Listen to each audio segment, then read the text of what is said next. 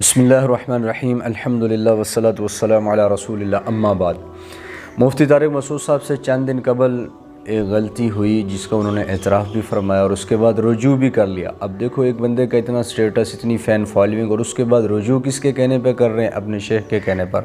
یعنی اس بات کی طرف اشارہ ہے کہ اگر بندہ جتنا بھی بڑا مرضی بن جائے، کوئی نہ کوئی ان کا بڑا ہونا چاہیے جن سے وہ ہر قدم پر رہنمائی لیتے رہیں کہ اب میں یہ کر رہا ہوں، یہ معاملہ ہے، اس کے اندر کیا کیا جائے۔ تو اپنے شیخ کے کہنے پر انہوں نے رجوع کا اعلان بھی کیا اور اس کی ریکارڈنگ بھی بارہا 3 سے 4 دفعہ کروا چکے ہیں۔ پھر اس ریکارڈنگ کے بعد، غلطی کے اعتراف کے بعد، رجوع کے بعد، دیکھو غلطی الگ چیز ہوتی ہے، گستاخی الگ ہوتا ہے۔ گستاخی وہ ہوتی ہے جو دل میں کفر چھپا ہوتا ہے، دل کے اندر اس کی نفرت ہوتی ہے، اس نفرت کا اظہار زبان سے کر رہا ہوتا ہے۔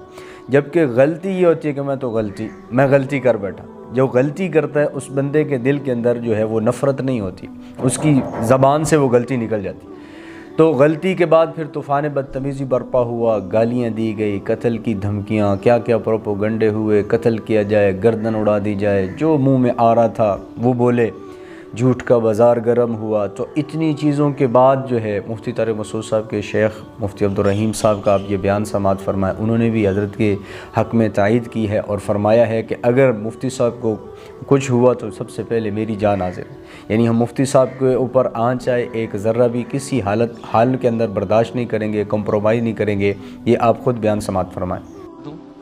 حضرت مولانا طارق مسعود صاحب، ان سے غلطی ہوئی اور میں نے خود ان پہ گرفت کی، خود میں نے ان کو فون کے پہ بات کی کہ جو آپ نے رسم الخط سے حوالے سے بات کی یہ بھی غلط ہے، اور جو آپ نے نبی کریم صلی اللہ علیہ وسلم کی صداقت اور اس پہ جو آپ نے الفاظ کا انتخاب کیا وہ بھی مناسب نہیں تھے۔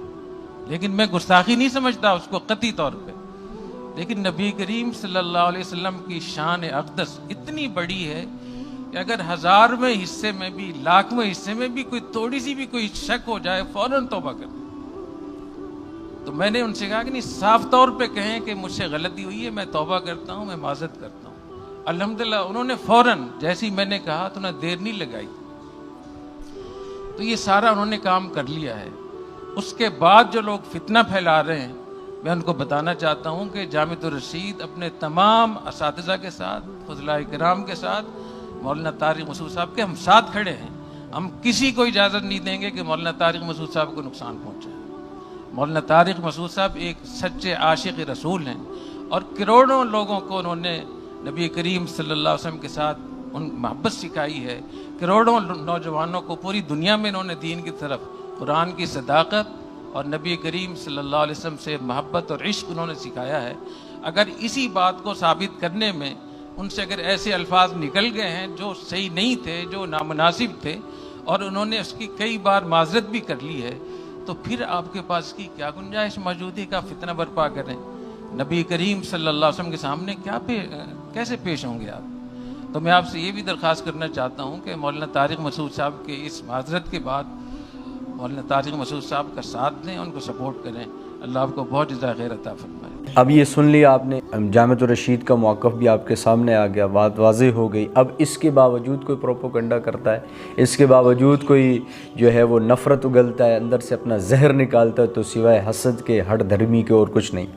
تو اگلی ویڈیو میں آپ کو انشاءاللہ جلد بتاتا ہوں حقائق کے ساتھ کہ مفتی طارق مسعود صاحب کیا پاکستان چھوڑنے جا رہے ہیں، کیا مفتی طارق مسعود صاحب نے جامعۃ الرشید کو خیر آباد کہہ دیا ہے، کیا مفتی صاحب کی مسجد میں واقعی ہی لڑائی ہوئی ہے، جو کہ ایک ویڈیو وائرل ہے جس کے اندر مسجد کے اندر گتھم گتھا ہیں ایک دوسرے کے، وہ کہاں سے تھے، کس مسجد میں تھی، یہ بھی حقیقت سامنے آئے گی۔ اور مفتی صاحب کی جامعۃ الرشید کو چھوڑنے کے حوالے سے خبر چل رہی ہے، وہ بھی حقیقت سامنے آ جائے گی، اور پاکستان میں آنا ہے نہیں آنا وہ بھی انشاءاللہ آپ کے سامنے تحقیق کے ساتھ مدلل مفصل گفتگو آ جائے گی۔